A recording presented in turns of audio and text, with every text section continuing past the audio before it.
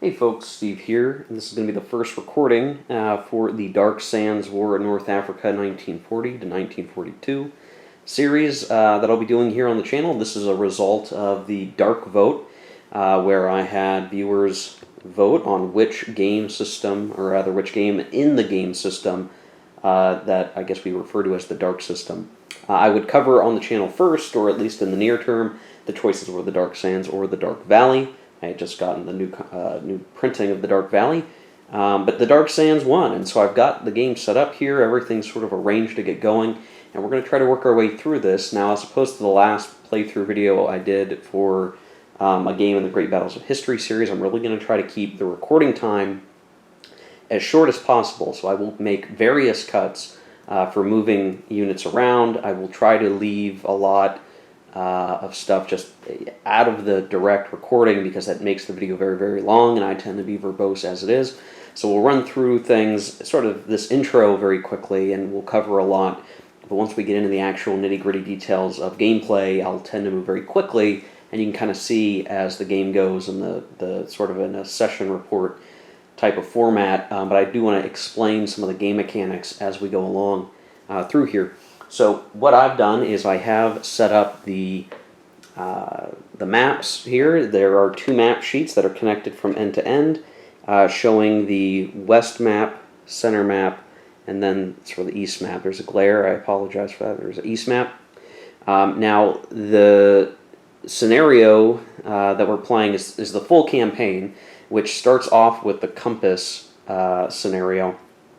And that basically has, the start of the scenario is after the initial Italian incursion into Egypt, and sort of what we have on the map here is the result of that. So you have a few Italian units, try to zoom in a little bit, some Italian units that are holding Tobruk in various spots. You even have the unit down here that's guarding a critical desert road crossing, and then sort of in the main area of combat that we're probably going to see, you see various Italian units kind of set up there with a fair number of Commonwealth British units nearby, and there's even a couple of hexes that are stacked several deep at the beginning of turn one.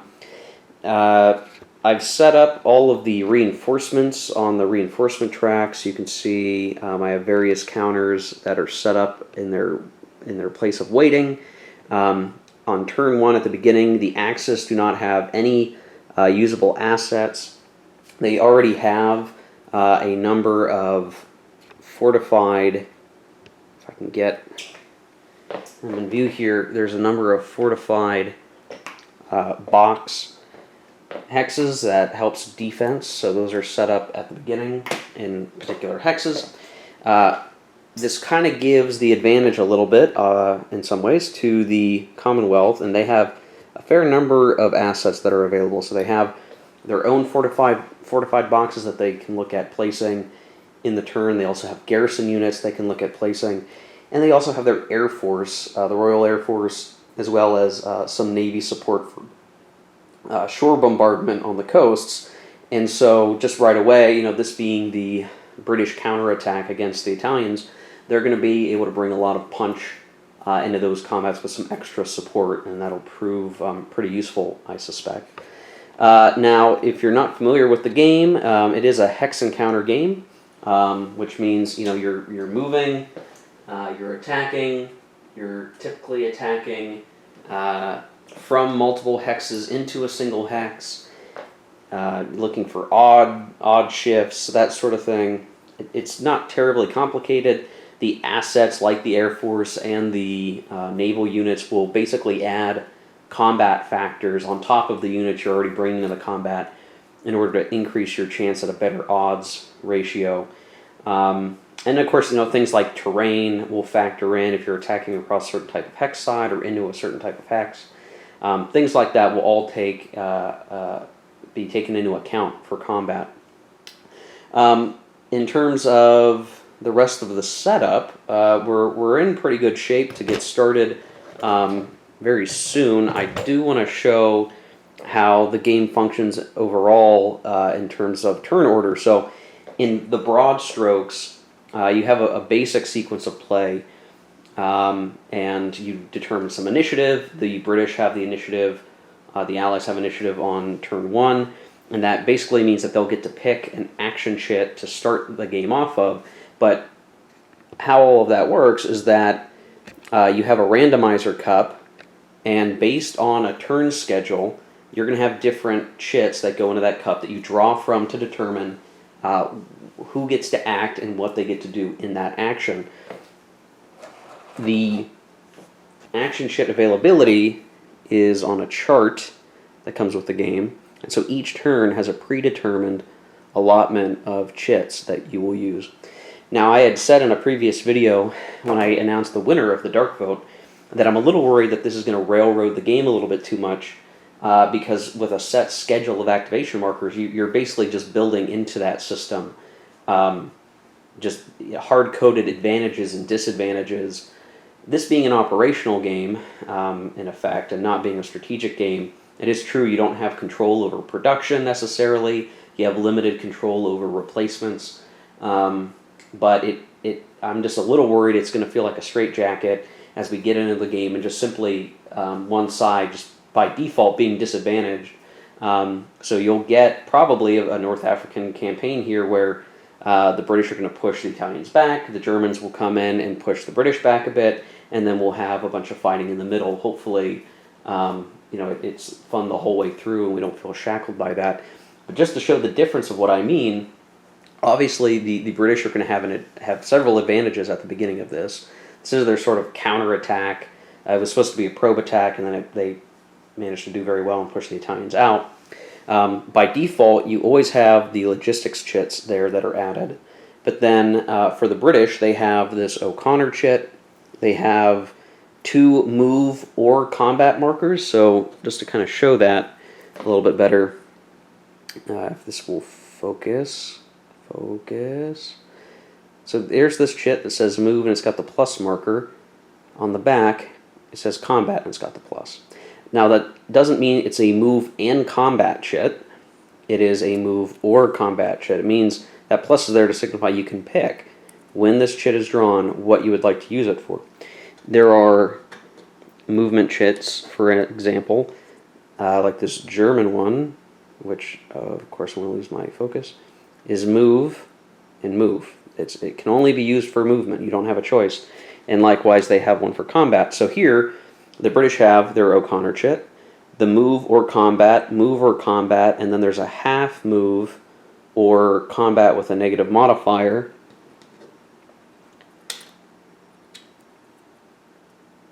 That you get to pick either or. And so you can see whatever the British are doing when they get to go, they're going to get to choose. Do they want to move this turn, or do they want to have combat this turn? And yeah, some of them are better than others. You'd rather have a full move than a half move, and you'd rather have full combat ability rather than a penalized combat ability. But by comparison, the Germans here only have a move only, no choice, a combat only chit, and then 2 of those half move penalized combat choice markers. They also get a reinforcement chit because they do have some turn 1 reinforcements.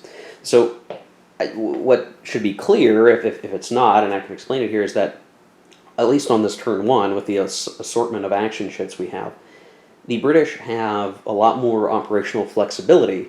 One, especially because this O'Connor chit will actually allow them to move and conduct combat. And that's probably something worth talking about in this system period, is that ordinarily, as opposed to some hex encounter games, on your turn, you're not going to move all these guys and then conduct combat. You're probably, depending on how the chits are drawn, you may move, but then the enemy's move marker comes up and they can get out of the way before you can conduct combat. It's not like, let's say, World in Flames, where on the Axis turn, they're going to move all their units, they're going to perform ground strikes or whatever, and then they're going to attack. That's not how this system will work. You could very well get an attack first and then get your moves later, and you may never even get to set up a really great attack in a turn because the chits just didn't come out that way.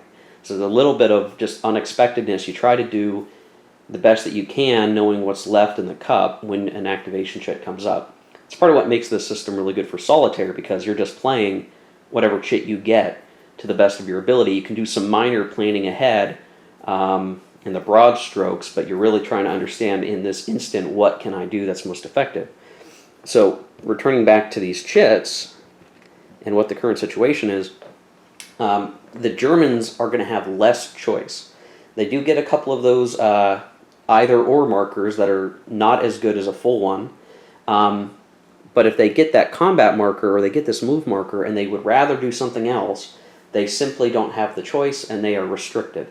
The British, by comparison, again, at any chit that they draw, they will be able to move or combat, whichever is best in that particular scenario. And the O'Connor chit allows them to perform what we would think of as a normal sort of war game thing where you move and attack. That's going to be really important. Now you can see, or rather the detail, I'll drop some paper, about what each chit actually does is on its own player aid. It's actually on the back of the schedule that I showed earlier. So if I were to look just to verify at the O'Connor, this allows all non-out-of-supply British units to move and then attack. So that's very powerful. And there are other chits in the game that are like that. You know, Rommel chits and other sort of HQ-oriented chits that allow you to do these combined moves. They're very powerful. And obviously on turn one, where the British are counterattacking, you know, they get a good chit like that. They get much more operational flexibility.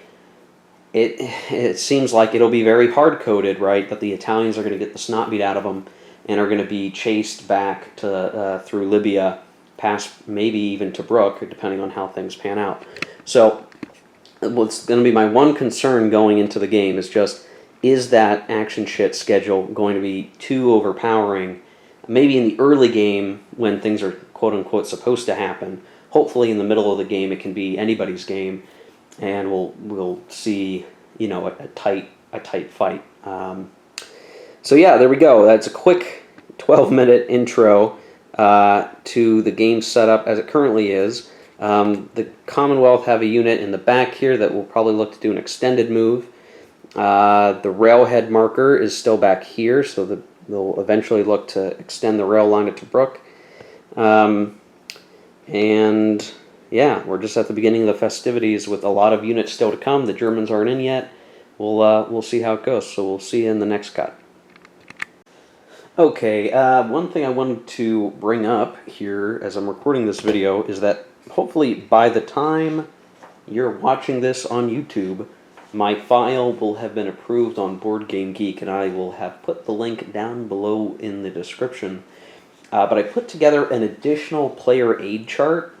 One of the criticisms I think some folks have had of the Dark Sands, this first release, is that there could be some better player aid charts. I mean, you get, you know, along with the activation chit one I showed earlier, you know, you get a basic one that's got combat charts, a couple of other minor tables, and then on the back, it's a sequence of play and a terrain effects chart. There's, I think, a need for a second player aid chart to support some of the more nebulous things that could be easy to forget.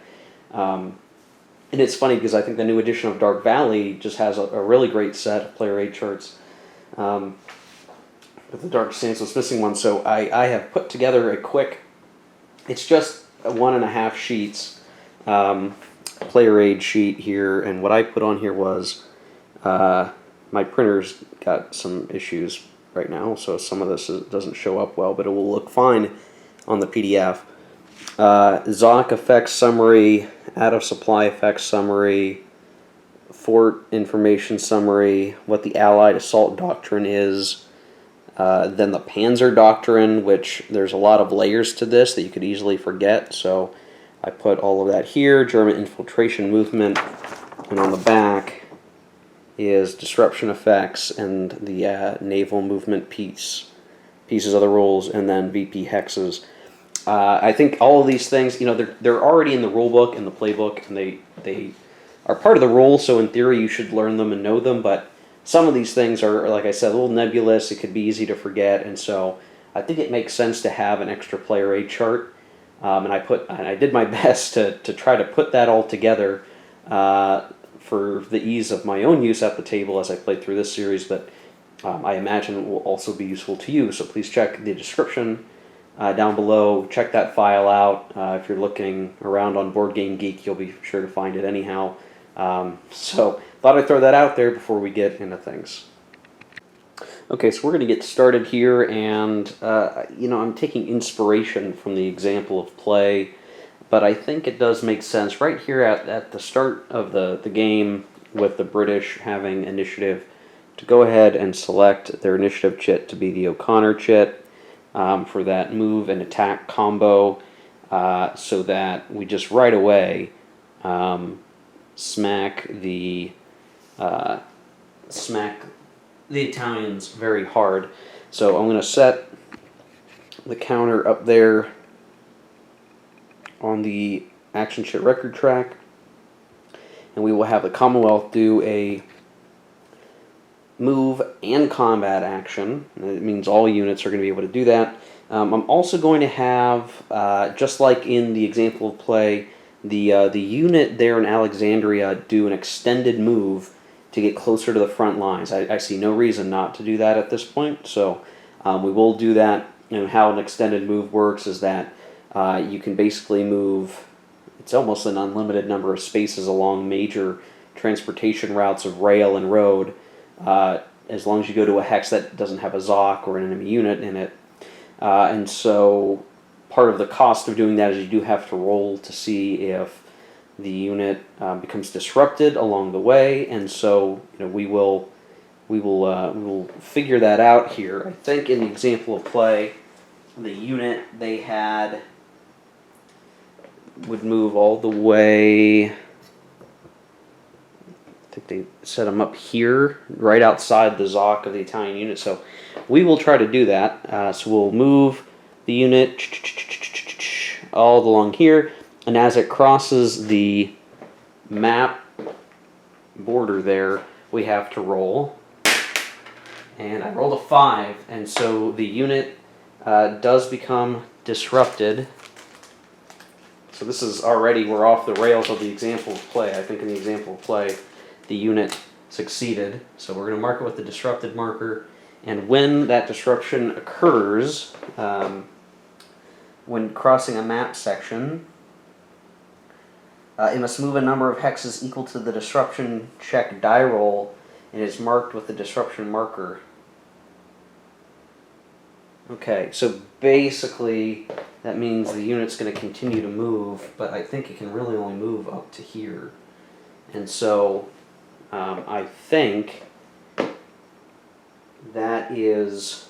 the unit got to where we wanted it to go, but it did become disrupted, and I don't think I'm going to have anyone else do an extended move. So I'm going to put a cut here, and I'm going to just take care of all the movement. So the units over here, the unit over here, and the units over here, I'm probably going to look to the example of play as some guidance. But they're going to probably travel up and around some of these Italian units and look to cut them off. So when we come back, they should be in place. Okay, so our moves are complete. And again, I followed the movement that's found in the example of play, if only because it seemed like a certain move here that could easily be followed along with if you're looking in the playbook. So we brought up that unit from Alexandria on the desert road here. Now he's important. Being disrupted might be a problem, but the reason why it was good to have him there is that he projects a zone of control there, and we need that to protect the rest of the line so that those Italian units don't freak out and come out from behind us. But the other units and how we moved them is kind of interesting. So we moved some of the units that were bundled up down here, both in and around this unit, and then using the wide path of the desert, and you can see, we've got a lot of space down here to work with. The armored units over here, the tank units, I should say, had a very high movement speed, so they have movement speed of 8. There are also some motorized units on the board that also have a movement factor of 8, and that allowed them to travel sort of out and around a flank and get to the enemy, and they're able to get over here to this point. Now, if they didn't have enough movement speed, they wouldn't have been able to get back there because that unit is projecting zones of control around it, and so you kind of have to go the long way around, but they were able to do that. Same way through here, we were able to get units stuck up through. And one of the things that the example of play points out is that, normally, because that Italian unit and that Italian unit would have normally overlapping zones of control, we wouldn't have been able to get units through there. Like, this unit couldn't have gotten as far out as it did, because once you enter an enemy zone of control, you have to stop moving. But the reason why it could do that, I'm going to move this unit out of the way for a second. That hex, you can see the sort of brown terrain color, that's a rough terrain hex. And if you took a look at the terrain effects chart, you would find that no zones of control go into a rough hex. So in a way, the terrain, the elevation changes and what have you, mask the British, and they're able to cut through. So it's sort of weird where, in this case, the terrain actually acts as a beneficial terrain for the attacker, because it's really this unit's Zoc that would have been the problem getting through here. These units here have, if you were to look on your own map, you can kind of see it. That would appear to be a ridge, and when you look at the terrain effect chart, so this ridge here that exists, you don't have a zone of control across a ridge either. So this unit here did not project a Zoc either way across this ridge, and this unit did project a Zoc into this hex where the unit moved to, but it didn't into the rough hex. So the British here have made a decent play of finding a way to surround a couple of units.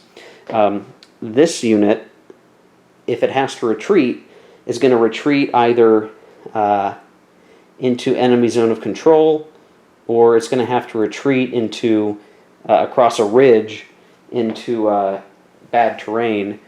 This unit can't retreat anywhere, really, because the Zocs of the British are projected into these hexes up here, and so those units are basically as good as done for.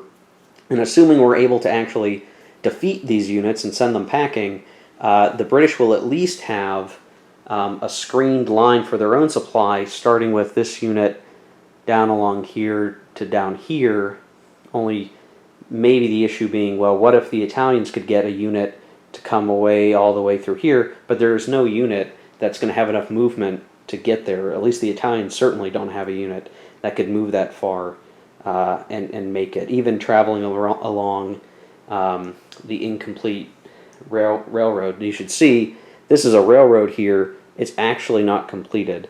The rail line is not complete. The rail marker starts over here, and the British move it forward as they go. So the Italians basically are going to have no choice but to retreat and try to form a new defensive line that they can properly screen against the British after this combat. So we'll look to do combat here in just a second. Okay, so I think for the combats, there's a couple different ways, I guess, that we could try to do it. Now, the playbook has all of these units here attack these guys right there in the center of the U shape of British units. I think that makes sense. Otherwise, we'd be attacking across a ridge at that unit, that unit, and it probably wouldn't go very well because the units, as we've stacked them, would have reduced attack factors. And if you were cheating, sort of, and looking ahead in the book at out of supply cases, the goal of the British was to put this unit out of supply and crack these other ones. And I guess we'll try to do that. Of course, the example of play, gets lucky because the logistics chit comes up. We might not get so lucky as the British here. So we will have these units attacking this guy here, and then these two units down here attacking that guy. So a couple of things to to work out in terms of calculating combat. So when we go to do combat, the attacker has to decide if they're going to spend any assets. I'm going to again follow the example of play, and we are going to have the +2 RAF asset get added, Royal Air Force unit get added to this combat. Now, why it would be good to do that? Well, we want to put as much force in here as possible. And as you can see, there's the units here are two units and the fortified box. Now, the fortified box would give 2 defensive factors. Because they're Italians, they only get 1 defensive factor. Apparently the Italians are worse at making use of fortified boxes. So, but still, it's multiple units in a hex are kind of hard to hit. So we're going to put as much force in there as possible.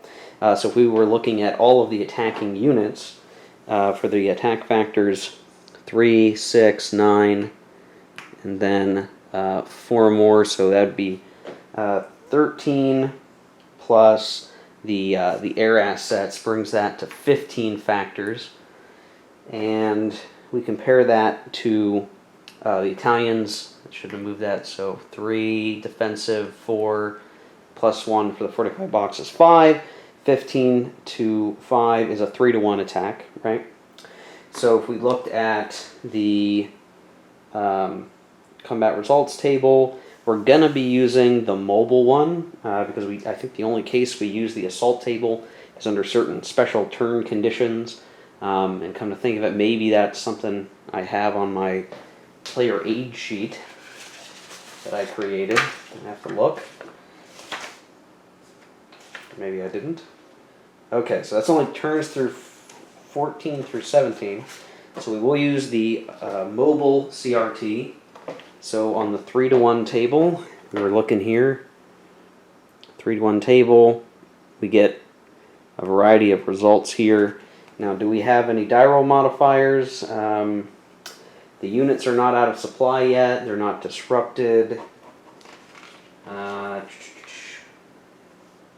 Yeah, so I think this is just a straight die roll, and it could actually go... it could actually not succeed if we roll badly enough, but I assume that we'll roll pretty well. So the straight die roll on the 3-to-1 chart, we roll the die, and we got a 3. It's a little bit off the map here, but I rolled a 3. That's actually worse than the example of play by 1, so it's a DR result. If it was a DR asterisk, which would cause the defender to lose 1 step extra, but just a normal DR, the defender retreats 2 hexes, or 4 hexes on the center map. For each hex unable to retreat, or for each enemy Zoc retreated through, eliminate 1 step per stack per hex. So, if the units are going to retreat, I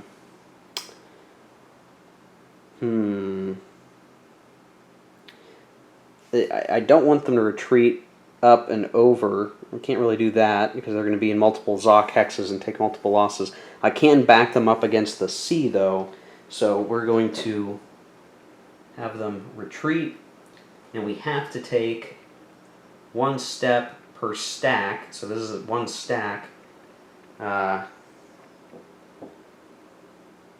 Only 1 step per hex. Well,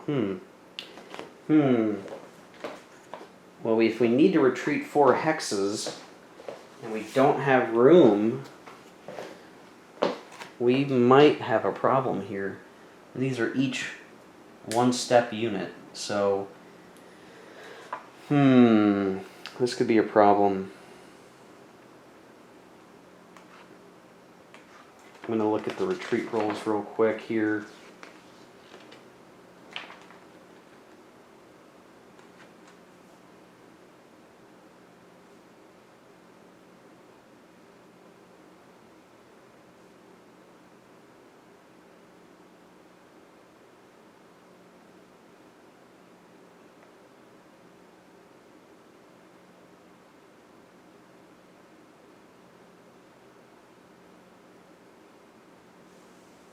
Interesting. I'm trying to look All right, so this is the way I guess we're gonna have to do it this way. Interesting. So we come out. If I'm reading this right, we retreat out of the hex. 1, 2. Now we went through an enemy Zoc, and so we have to lose a step, and we'll say we lose this step.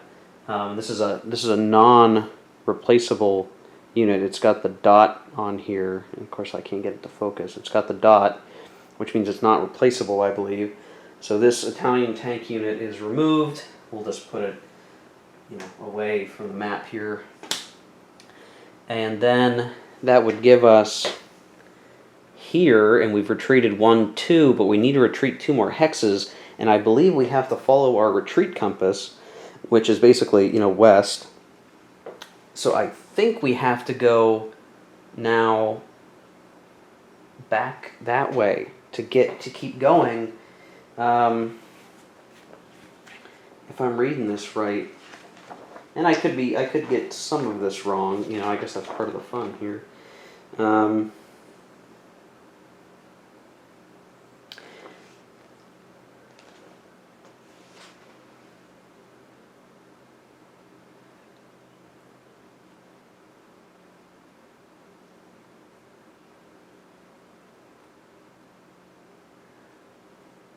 Well, let's see.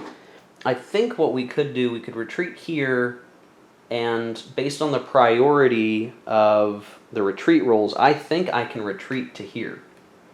I think I can actually do that. I need to verify the stacking, but I'm pretty sure that I can do that. It's against the retreat compass retreat, but my unit would rather go to an uncontested hex than a contested hex. Yeah, I think we're good for stacking too. So I believe that's how that goes. And then I'm not 100% certain what happens.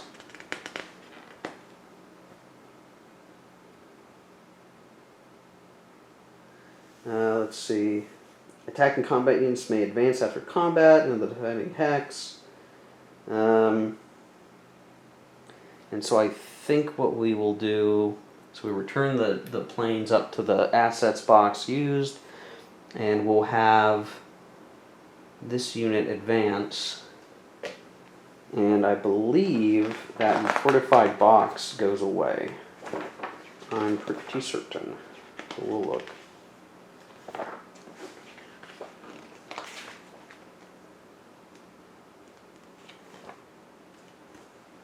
Let's see here.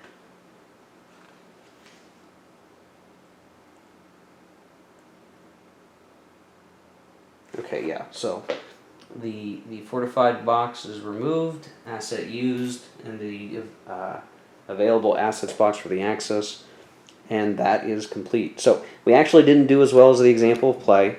That seems to be a pattern so far. And now we've got this battle down here. I'm going to take 1 sec to review, and then we'll be right back. Okay, so looking at the second combat, so we add up all the attack factors, that's 19. We could, if we wanted to, throw in a plane asset, but the example of play doesn't, and I assume it's because we get pretty good odds here. The Italian defenses are 3 for the unit plus 1 for the box is 4. 19 of 4 is a 4-to-1 attack. That's even better than our last odds for the previous combat without throwing anything else in. Now, if we did throw in the other British air, that would bring us to a 5-to-1, which is better. But we might need that plane later, because once we use it, I don't think we get the assets back until the next turn. So I think we would rather have it to come into a more crucial attack than here, because I think we're already doing pretty good. So this could come back to bite me, but we'll do it up. So 4-to-1 odds on the mobile CRT. No other modifiers here. We'll roll the die. I rolled a 2. which isn't good.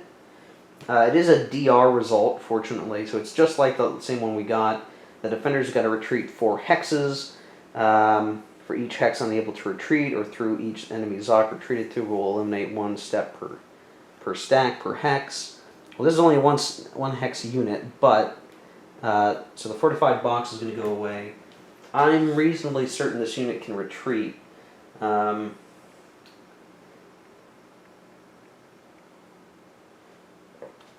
if we look here, it appears that we can retreat through the ridge.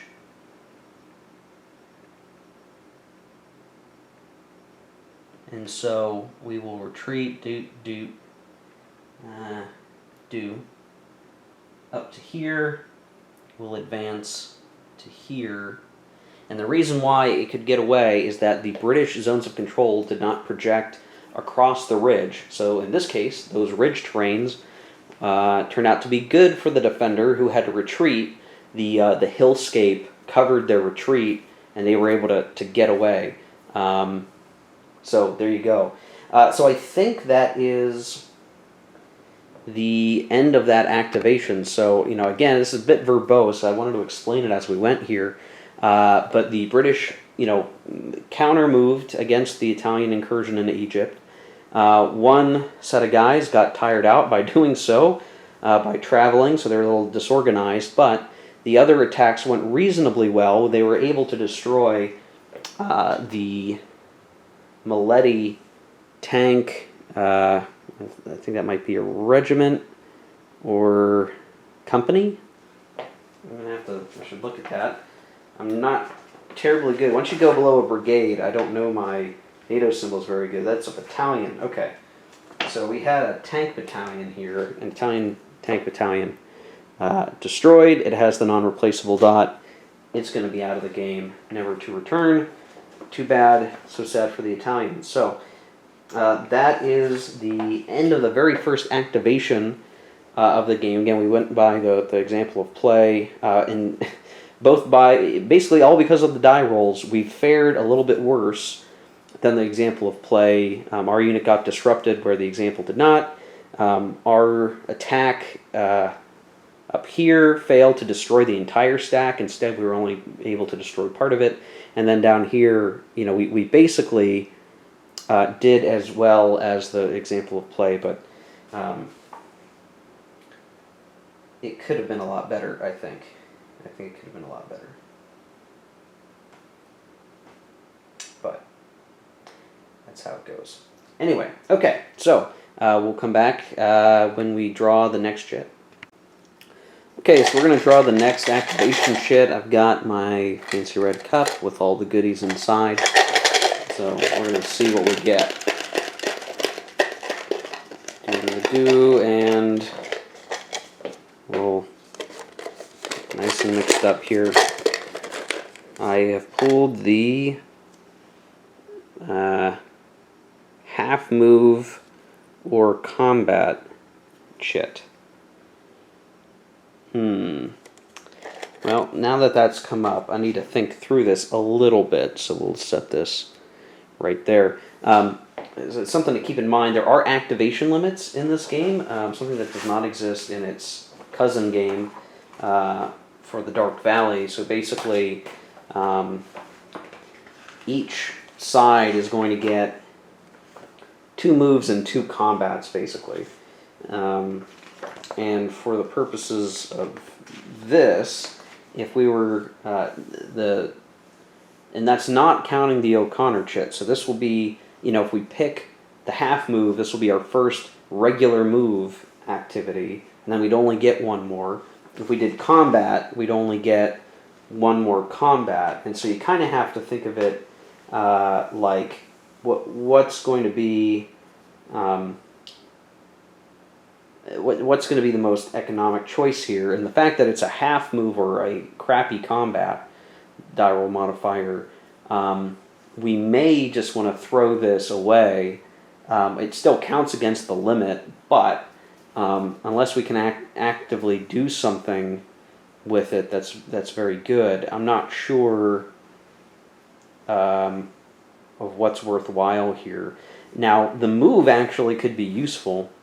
We could start to bring units, we could improve our own line as the British, and then send our motorized and tank units further up to cut off some more units of the Italians. So I'm going to take some time. I'm going to think through what we want to do here, and we'll be back.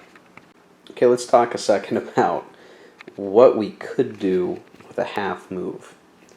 So in the example of play, the chit that comes up for the example of play was a full move.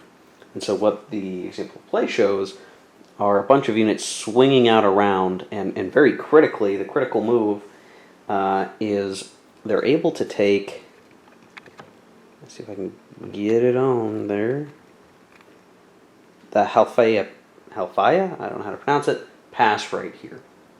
And by doing that, they cut this critical road connection, and all the units off to the east become cut for supply purposes for logistics chit drawing.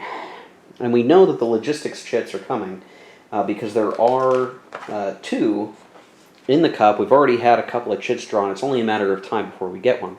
Now, with a half move, our furthest mobile unit over here, one of these tank brigades, could get pretty close to the pass, but couldn't actually close it. So just to show, there is a minor trail here that runs through some hexes, and they provide better movement costs through that terrain. They cost half a movement point. So if we only have 4 movement points for a tank, we could go 1, 2, and then the most economic way is to do full movement, because the railroad doesn't exist here, 3, and then 4. And if we made that move, because there is a trail that comes through the ridge hex side here, we do project a ZOC, zone of control, into this road hex. But that isn't enough to actually close off supply, and it's worth explaining how the supply works in this game because of that. It actually reminds me a lot of World in Flames, where you initially need to count a couple of critical hexes back to a major point of supply funneling, then all the way back to a supply source. So for the purposes of the Italians, what you need to do, if you're on the center map, you need to count from the unit 8 hexes to it's a road or trail or rail, and then that rail hex that you count to then can have an unlimited number of hexes on that line of communication back to a supply source, as long as it doesn't run into enemy units.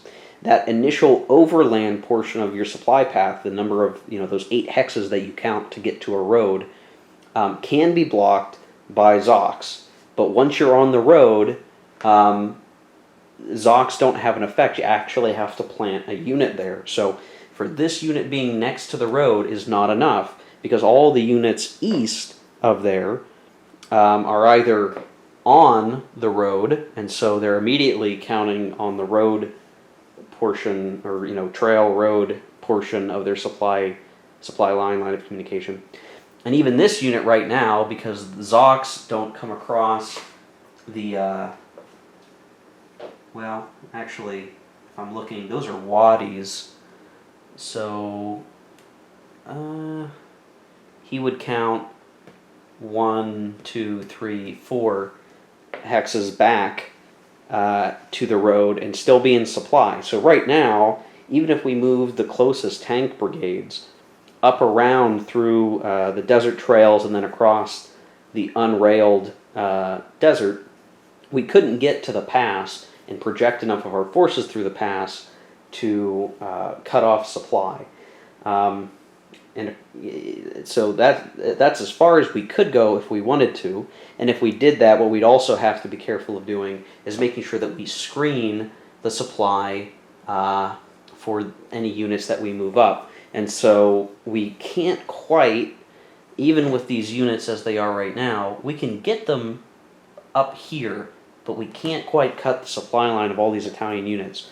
So we have to be careful with this move if we decide to use it as a move, because we're not going to be able to get too far, and we could open ourselves up to failure. Now, because the O'Connor chit was a special chit, this would be considered our second move. We would still get another move opportunity, and it could be a full move. And because we haven't had two in a row, because again the O'Connor chit doesn't count for two in a row, we could get another British chit and make use of it properly, but the luck isn't on our side here. So I'm not ready to make the choice between move and combat yet, but I'm just explaining why we can't do what the example of play shows us able to do, because we just don't have the movement factor to completely cut off the units up here. It's just not going to happen. So we need to think about what we could do instead. We could burn off a combat and have only one more combat, and what we could do is we could choose to treat the chit as a combat chit and just not announce any attacks. That could work. Attacking here doesn't make sense because the unit has a fortified box and there is defensive modifiers to the attack, and we simply, again, we're not moving, we'd only be attacking. We could only attack with these two units. That's not good enough odds. It would be probably a bad result. So I'm going to think on it some more and then we'll come back here. But it's good to explain how the supply rules work in pertaining to why you don't want to overextend yourself, or why if you can't quite make it, you may want to do something else instead of totally encircling the enemy. So we'll be back. Okay, so I think what we're just going to do, I've decided to take it as a combat chit, and I've just simply chosen to use it as a combat chit and not attack. The combat chit would be a -1 die roll modifier. It just wouldn't be very useful. But I don't think I could get to where I would want to be for it to be valuable enough with a move, because I don't want, if I can, I'd like both of my move chits to be full moves if we can get them. And so we've still got plenty of chits in the cup yet, so we're gonna do that. So the British have completed that action. We're gonna go to the cup and we're gonna pull the next chit. It could very well be an Italian, Axis chit, but we'll see. So we pulled a This is a move or combat chit.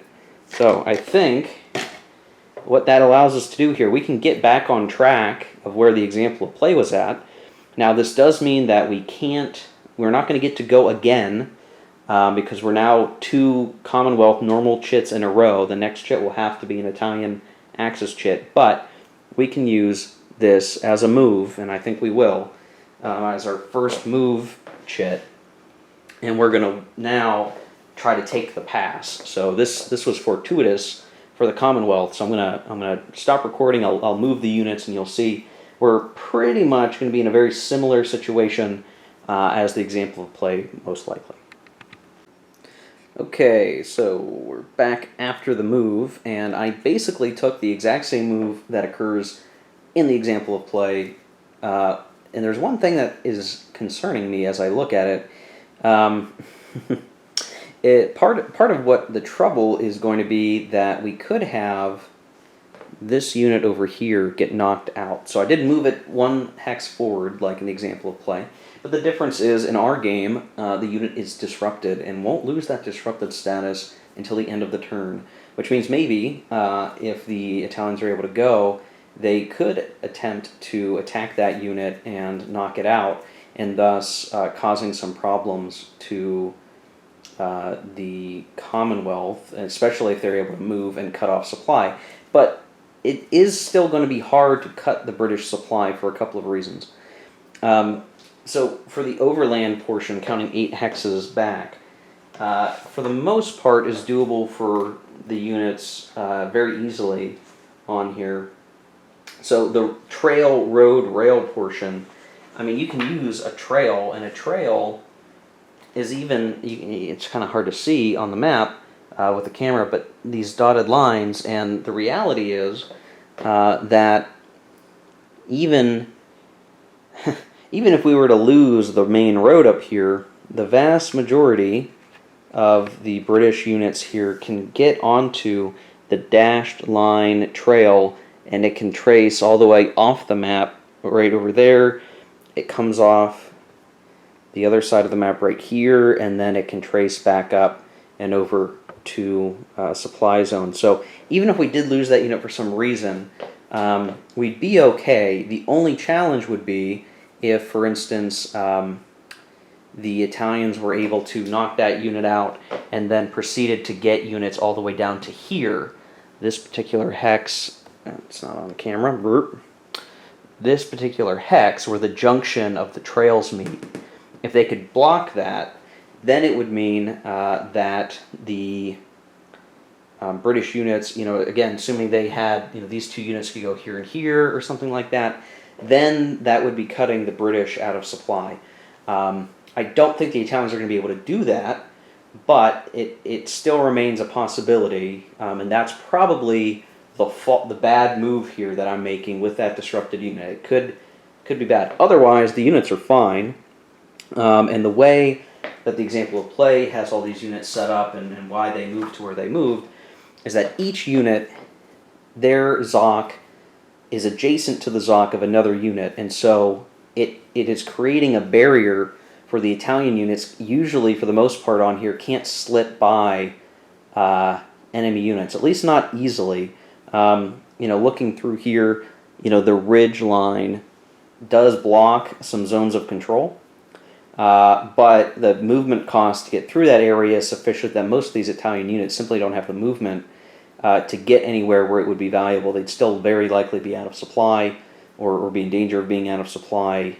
And for the most part, the British units ought to be able to count a sufficient number of hexes to get to the trail line that can take them back to supply. So, essentially, the Italians are in trouble now. The Italian units that are out there are all non-replaceable. So, when the Italians get to go, they might try to do some squirrely stuff, if only because the units are going to be lost anyway.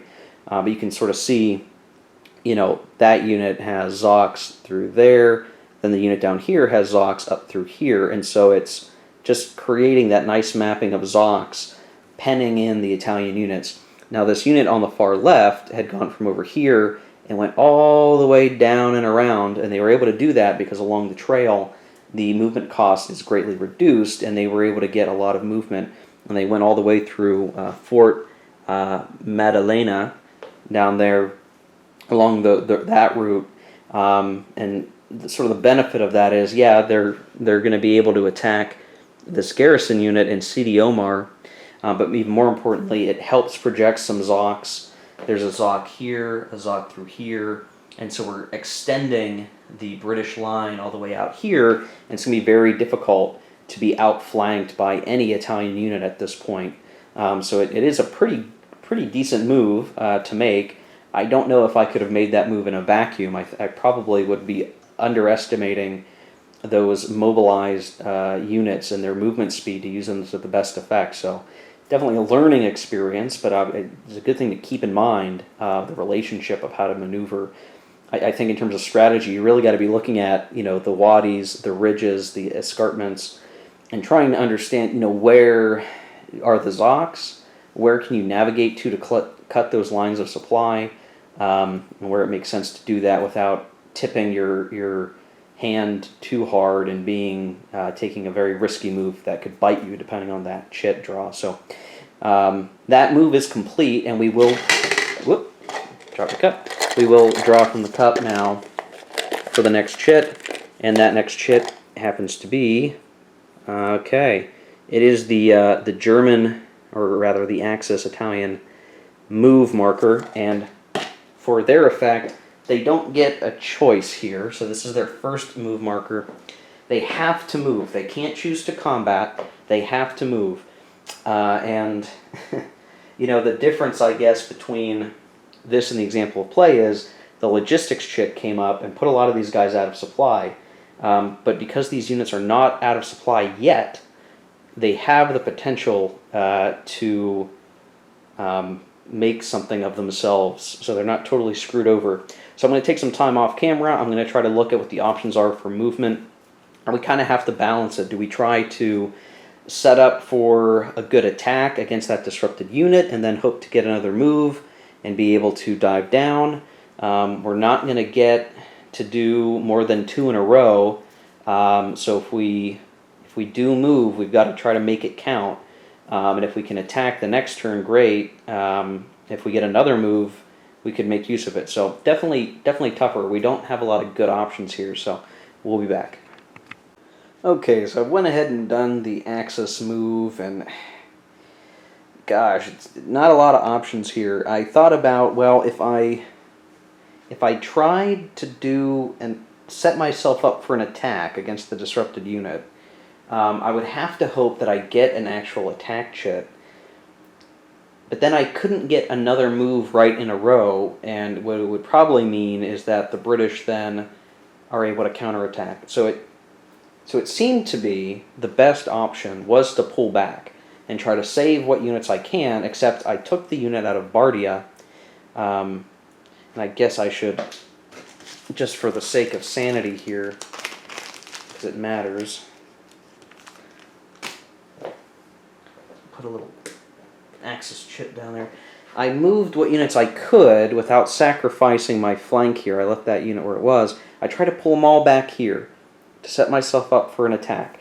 The escarpment here, that isn't the entire ridge, but all along here, is basically impassable. So I couldn't come around behind the British tank brigades. I can only even get enough combat factors localized that it's basically a 1-to-1 odds ratio, unfortunately. And that's the very best that the Italians can do. I don't have any assets that the Italians can put in if they get an attack marker. So if they draw a penalty attack marker, I mean, they can't even make use of another move marker. So what they really need is an attack marker, a combat marker. If it's the full combat marker, they attack on a 1-to-1 odds, and they can only hope for the best and hope to reduce the British tanks. If they get a penalty attack, it might not even be worth attacking at that point. So I think the critical piece here is that the British got that move to take the Halfaya Pass. Had they not been able to do that, the Italians would be in very much better shape, all things considered. So that was their move. That's the best they could hope for here. We'll go ahead and do a pull for the next chit, and it is a Axis half move or that combat chit. So I think we're going to go for it. We're going to go for it, but it's probably not going to go well. It's probably not going to go well. But we can at least be trying to take away some steps from the British. That's probably all that we can really do here. But it's really key, because as soon as we draw a logistics chit, those units there are going to be out of supply, and there's basically nothing we can do about it. I can't see a way for us to get out of, the Italians to get out of here, because the geographic layout of that escarpment in the pass is so critical that we just can't do anything. All this back here is already basically British territory, no problem. So we're gonna be in trouble. So we're gonna do the combat. It's the only combat worth doing here, the only one we have. And so what it is it's 5 combat factors here, and 6 over here, just attacking into the desert, to the 10 defensive factors here. The British could opt to defend with an air asset, and in which case that would be still 1-to-1 odds. They could use their naval marker. I need to see if they can use that in defense. It is on the coast, so they could make use of it, I believe.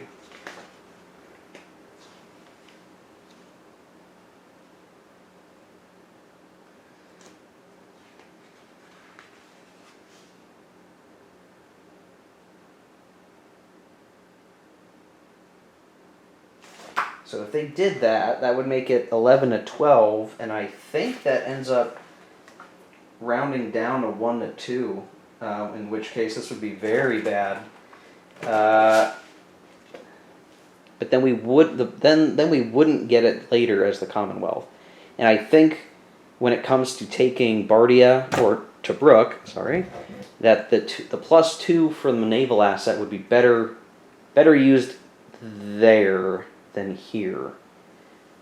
I might live to regret that. So it's just gonna be the straight die roll. We're gonna see what happens. All right, so I actually rolled a 5, which isn't terrible for the Italians, I guess. I mean, it's not what they would have wanted.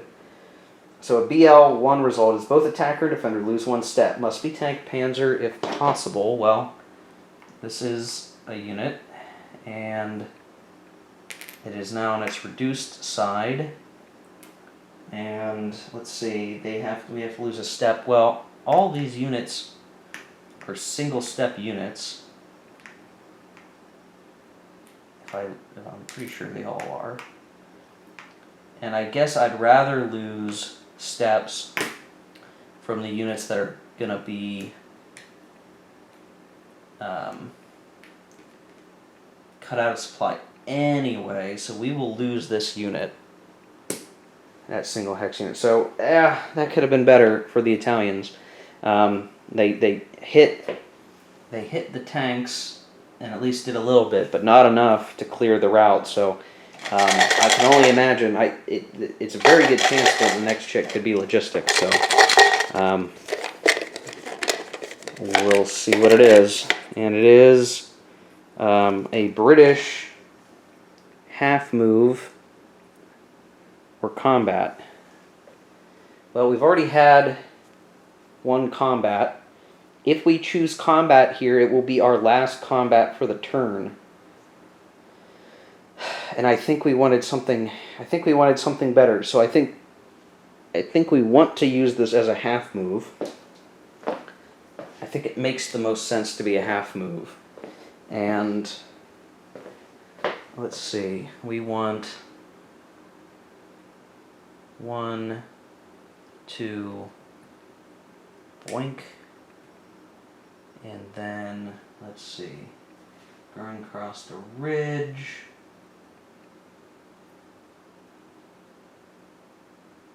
So, let's see, 1, 2, 3, 4, 5.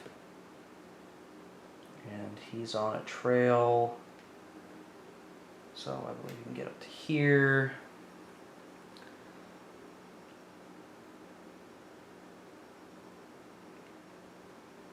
Oh, you know what? I'm screwing that up because it's only a half move. Okay. Okay, sorry. I had to fix some stuff because I overmoved a couple of units. I forgot it was a half move. It's a half move. Okay, so our half move is complete. We didn't get quite as far as maybe we would have liked to. But that's how it all works out, I guess. And that was our actual last move for the British. They could have gotten farther, but that's all we could get. But we're set up to do, if we have to, decent combats. But hopefully we get the logistics chip. That's what we're hoping for. And we get, as the next chit, German reinforcements. So I'm going to have to take us off recording very quickly here and look at the reinforcements. The actual units we're getting are 3 Italian units from the reinforcements track. I did not round the corners yet. I will do that, and then we will look at placing them. I believe with the reinforcement rules, we ought to be able to get them pretty close to the front lines, and I think they're going to be needed at this point. So we will see how that goes. We'll be right back. Okay, so the reinforcements came in. There are some special rules in sections 15.0 of the rules about where reinforcements can be placed. If all of the Commonwealth units on the center map had been out of supply, we could have placed these reinforcements into Tobruk, but because We have British units that are not out of supply on the center map. They're doing well. We could only place them in either Eligala on the farthest corner of the map, way over yonder, in the glare zone over here. But instead, we have them in Benghazi over here. So all 3 units, one of which is a tank brigade, and we have some infantry, came into Benghazi. It's going to take some time to get them to the front, unfortunately, and we probably won't be able to get there and be useful. They could do some extended moves, but they could end up disrupted, and that could cause some problems. But we at least maybe need to get some more units into Brooke and Bardia just to protect against the Commonwealth. So, well, I guess the Commonwealth can't move anymore, so I don't know. Anyway, we should probably expect to see a logistics chit coming up. So let's draw the next chit and see what happens. It is a logistics chit. Okay, so our first logistics chit has come up. There are 2 of them in the cup. And we will look at handling that. I believe all we need to do here is check supply for everything and mark them as out of supply if that's the case. So I'll do a quick check for everything on the board, and then I will place out of supply markers on the units that are out of supply. It's probably going to be these 2 stacks over here of Italians. I think otherwise the Commonwealth is all good to go for all of their units, so we'll be right back. Okay, so it turns out, yeah, that those 2 stacks of Italian units were the ones that were out of supply, so they're getting out of supply markers. I drew the second chit, and it was the other logistics chit, and I am unsure, but I suspect if a second logistics chit is drawn twice in a row, it just means, there's no game change. Yeah, I think that's the case. Okay, so basically, what this means for the Italians is that they have no hope of getting those units back into supply no matter what, because both logistics chits have come through. The second one could have maybe led to the out-of-supply markers being removed if the Italians had gotten back with a good line of communication, but now they're really out of luck there, so we still have quite a number of trapped Italian units that are bound to surrender here, unfortunately for them. But, all things considered, the British haven't totally ripped them apart, and if I'm looking at here, even at the example of play, we're getting close to the end of the turn. We're not quite there yet, but we're getting there. I think the Italians are actually not doing too badly because they still control Bardia. We haven't been able to... Just the rhythm of the chits has turned out, I think, to be worse than the example of play. And we need to see another British combat marker come up at some point. And it's bound to come up. So we'll pull the next chit. And it is the Axis Combat chit. Okay. So this is only combat. We don't have a choice.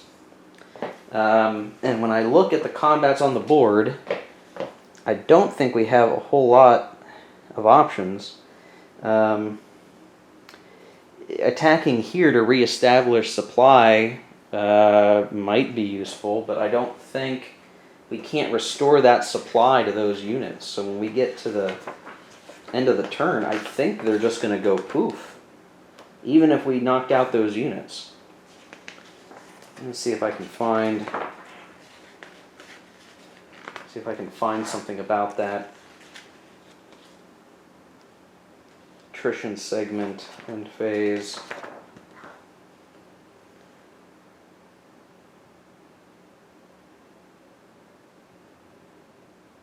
Okay, so if we can manage to reestablish a line of supply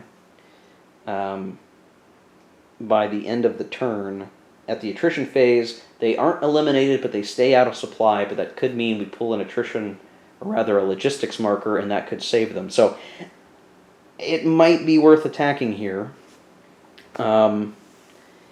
But being out of supply has some unfortunate side effects, obviously, for combat. Let's see, -2 DRM on attack. Let me see if there's anything else.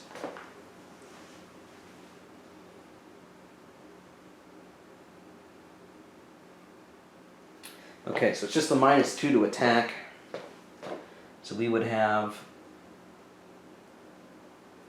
4, 9 against 8 with a -1 to the die, -2 to the die roll. So that would be 1 to 1. And the very best we could get is a BL1, which would just take out another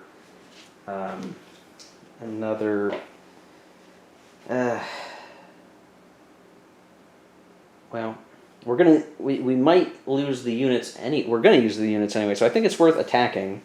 I think the British may. Oh, this is tough. This is tough because it's the end of the turn. Yeah, I think they're gonna go ahead and use their assets. They're gonna use probably. Well, they may not want to do both, but they'll use the naval asset. So we're going to have these naval units come in, and that's going to shift it. And I believe if we can't even get, if we're a little under 1 to 1, we round in favor of the defender.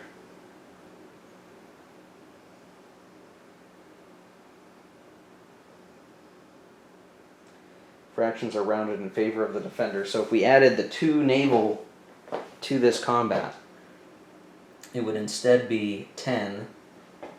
9 to 10 would be less than 1 to 1. And then you round in favor of the defender. That would actually bring it to 1 to 2. And a -2 to the die roll. So this is probably really bad. But we can at least, as the Italians, take the losses to the units that are going to disappear anyway. So let's hope for a 6. Roll a 5, -2 is 3. Nope, just not good enough. So the attacker loses 1 step. We will lose this step here, so another Italian unit lost. Naval units used up. And the British don't lose anything. So much for that. That was the last German attack. They still have a move, but that will be it.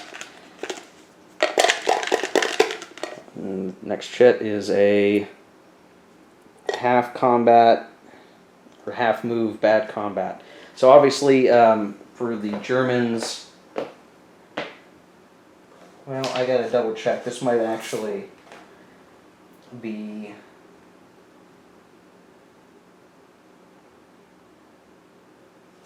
we've had basically 2 in a row, so I think we have to put this back in the cup.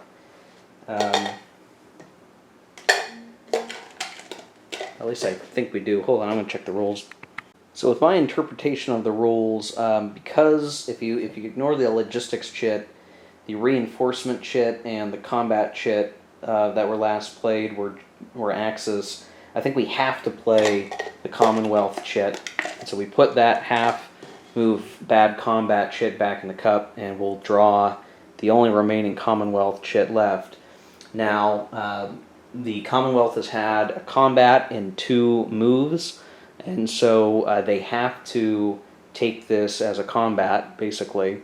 So we'll have a full combat. Now, this full combat is, without any penalties, so we at least get a good one.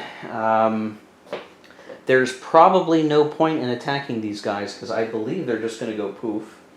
They were not able to reestablish supply.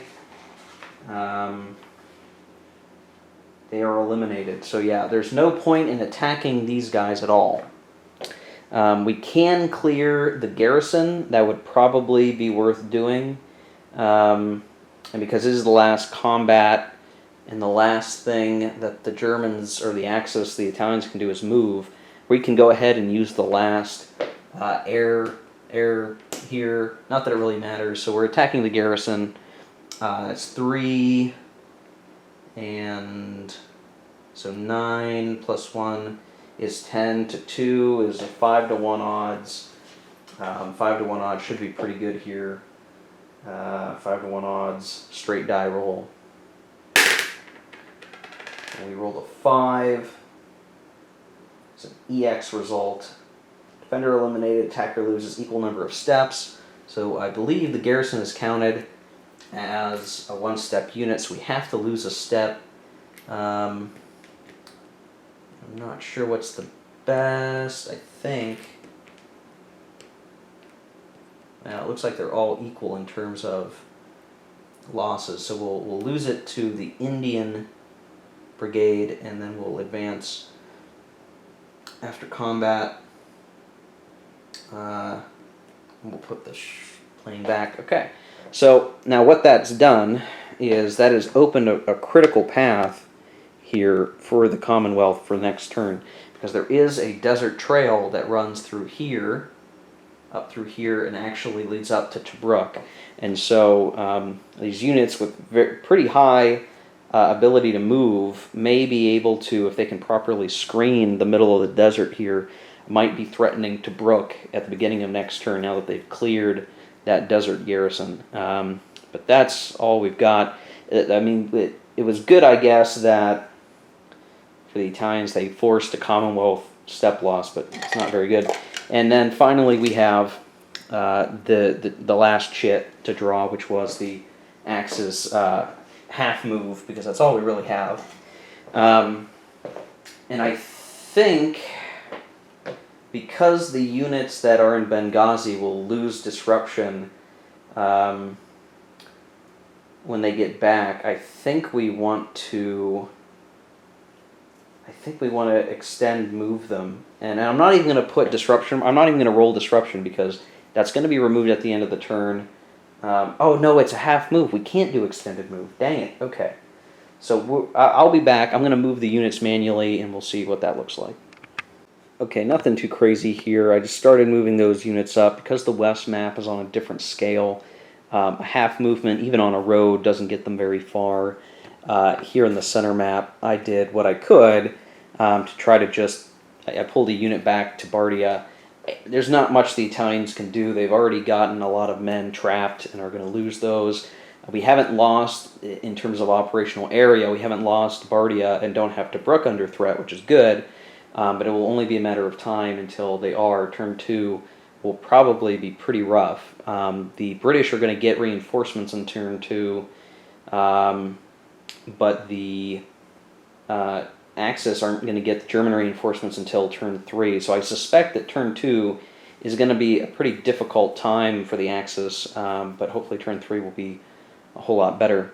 So now that all the chits have been drawn, we now go to the end phase. So the attrition segment is going to occur, and just running through that. So these units that are out of supply, they still cannot trace a line of communications, so we are going to eliminate them. So we'll set these aside. And yes, these were all non-replaceable Italian units, so they are out of the game permanently. Victory check segment. Determine if either player has won an automatic victory. If not, and it is the last game of the turn, blah blah, determine winner. Okay. Victory check segment. So, I guess we probably accrue victory points, don't we? We would accrue victory points right now. And let's see. If each player scores VPs based on different requirements. Per turn VPs, the allied player scores 1 victory point a turn for control of Benghazi. That is not the case. The Axis player scores 1 victory point a turn for control of both Mursa Matra and Tobruk. And, of course, that is not the case. Both El Alamein and Tobruk. That is not the case. And that's all. So it's still 0 victory points, I guess, until... Wait, you must not get very many victory points in this game at all, which is interesting. Yeah, because Mursa Matra is all the way over here, and that's under Allied control. El Alamein even further away from the Axis. Yeah, okay. Well, that's fine.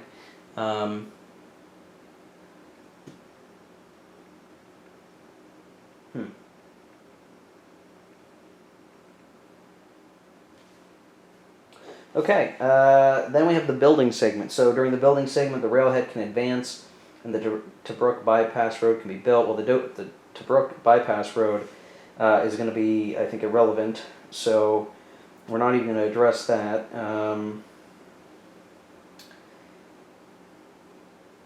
So railhead, the Allied player rolls on the rail advance table to see how many hexes west he may advance the railhead marker. They must be able to trace a line of supply down the rail line to Alexandria to advance. It may not advance into or through a hex occupied or adjacent to an enemy unit. The rail completed markers never move east, and da da da. Okay. So we will find that rail advance table, and we'll roll the die for that. We roll the 5. That's the best. The rail is on the east map, so it can move 3 hexes. So 1, 2, 3. So it's a little bit, you can't see it right now. I'll just move it over. So I move from here up to here. Not very fast, obviously, but of course by, the end point is Tobruk. And if you're making, so many hexes a turn, you can get there. Once we're on the center map, a roll of a 6 would have given us 6 hexes. So you start to make a lot more progress. We'll probably have the railhead completed mid-game, I would expect. And that just helps because rail is just awesome for movement, I believe, anyway. Anyway, so, okay. We did the rail build segment, disruption removal segment. So this unit down here, over here, is no longer disrupted. Garrison fortified boxes currently on the map remain on the map. Oh yeah, I guess we didn't place any fortified boxes as the British, but that's okay. We won't worry about that. We'll worry about it later. We don't have any good defensive places quite yet. Move all other assets to their available asset boxes. Flip all of them to unused. So we get all of our assets back as the British. And still the same for all the Axis fortified boxes that we can use in the future, as well as the Italian garrison we can reuse in the future. And finally, the turn advance segment. If it is not the last turn, move the game turn marker to the next space on the turn track, and play continues with the replacement phase of the next turn. And probably something worth pointing out is how you determine initiative is that it depends on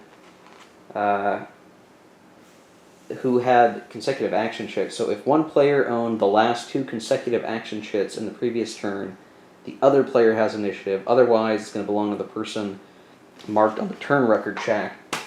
So because the last 2 action chits were for both sides, we're going to go into the second turn, January, February of 1941, with British initiative, which is going to be good for them. They're probably going to start really beating on the Italians here and outflanking them, though they've got a few stragglers behind there on the desert road. So, cool. Well, that's turn 1 down. We should be moving much more quickly in the future here. Now that I've sort of explained some of the game mechanics, we'll work much more quickly, I suspect, as we go. So, thanks for watching. I'm going to see if I've recorded enough footage for there to be one video to upload, and what we may end up doing is one video per turn, but I'd like to maybe do more than that, but it's just going to depend on how much footage I have. So thanks for watching. I appreciate it, and we'll catch you later.